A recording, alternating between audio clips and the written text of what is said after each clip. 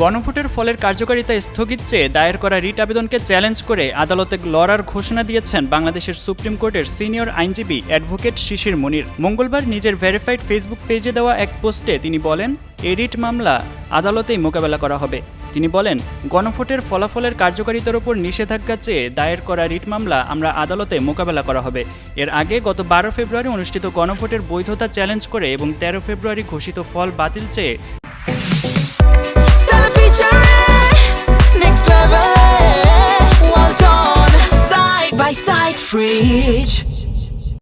হাইকোর্টে একটি রিট দায়ের করা হয়। মঙ্গলবার সুপ্রিম কোর্টের আইনজীবী এ.বি.এম. আতাউল মজিদ তৌহিদ জনস্বার্থে এ রিট আবেদন করেন। রিটে প্রধান নির্বাচন কমিশনার, মন্ত্রিপরিষদ সচিব ও আইন সচিবকে বিবাদী করা হয়েছে। আগামী সপ্তাহে বিচারপতি ফাতেমা নজিব এর নেতৃত্বাধীন হাইকোর্ট বেঞ্চে আবেদনটির উপর শুনানি হতে পারে। 12 ফেব্রুয়ারি অনুষ্ঠিত গণভোটে পরিবর্তনের পক্ষে অর্থাৎ হ্যাঁ ভোট জয়ী হয়।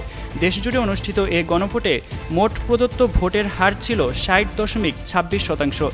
গত 13 ফেব্রুয়ারি রাজধানীর আগারগাঁওয়ে নির্বাচন কমিশন ভবনে এক ব্রিফিংয়ে ফল ঘোষণা করেন ইসি সচিবালয়ের সিনিয়র সচিব আখতার আহমেদ।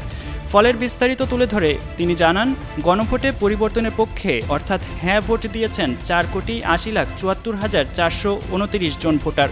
অন্যদিকে বিপক্ষে অর্থাৎ না ভোট দিয়েছেন 2,25,65,627 জন।